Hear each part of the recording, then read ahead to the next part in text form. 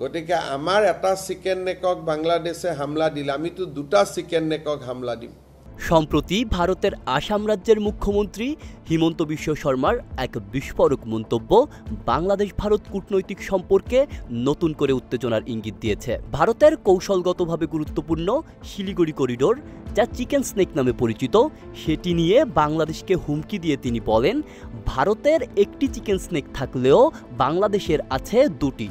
যদি বাংলাদেশ ভারতের চিকেন স্নেকে হামলা চালায়, তাহলে ভারত বাংলাদেশের দুটি চিকেন স্নেকেও পাল্টা আক্রমণ করবে।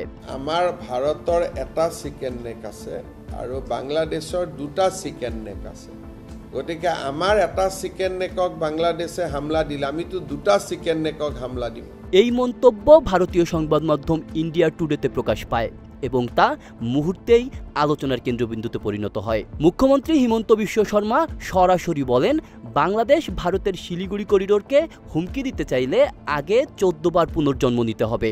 এ সময় তিনি ভারতের শক্তিশালী সামরিক বাহিনী এবং অপারেশন সিঁদুরের কথা উল্লেখ করে বাংলাদেশকে ছোট দেশ হিসেবে উল্লেখ করেন এবং বলেন, তাদের আসলে গুরুত্ব দেওয়ার কিছুই নেই।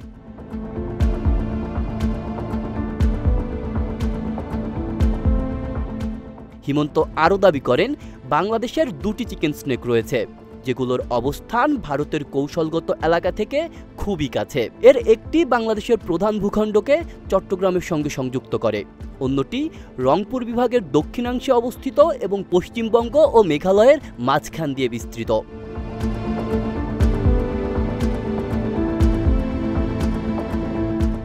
এই মন্তব্য এমন এক সময় এসেছে যখন খবর ছড়িয়েছে বাংলাদেশের লালমনিরহাটে দ্বিতীয় বিশ্বযুদ্ধের সময়কার একটি পরিত্যক্ত বিমান ঘাঁটি পুনরায় চালু হতে যাচ্ছে।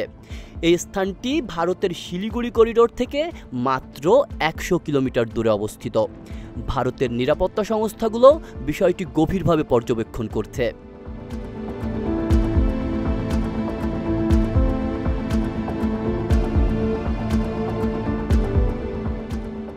শিলিগুড়ি করিডোর ভারতের মূল ভূখণ্ডকে উত্তর পূর্বাঞ্চলের 7 সিস্টার্স রাজ্যগুলোর সঙ্গে সংযুক্ত করে এবং এর প্রস্থ মাত্র 22 কিলোমিটার।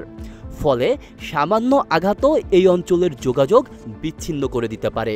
এমন আশঙ্কা থেকেই ভারতের পক্ষ থেকে সতর্ক অবস্থান নেওয়া হচ্ছে।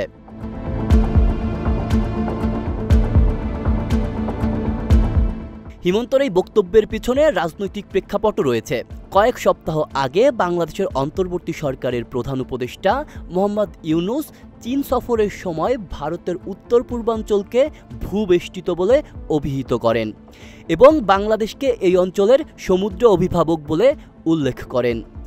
এই মন্তব্য ভারতের কিছু মহলে নাকচ হলেও হিমন্ত বিশ্ব শর্মা একে ভারতের নিরাপত্তার জন্য হুমকি হিসাবেই দেখছেন।